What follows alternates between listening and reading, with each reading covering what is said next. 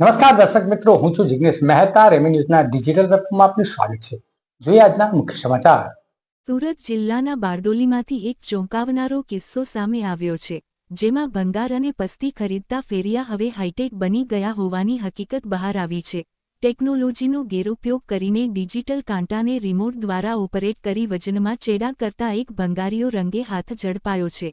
ઘણા ઘરોમાં ગૃહિણીઓ પેપર પસ્તી, તેલના ડબ્બા અને બિનજરૂરી વસ્તુઓ ભેગી કરીને ભંગારમાં વેચતી હોય છે, જેથી મળેલી રકમ ઘરખર્ચમાં ઉપયોગી બને.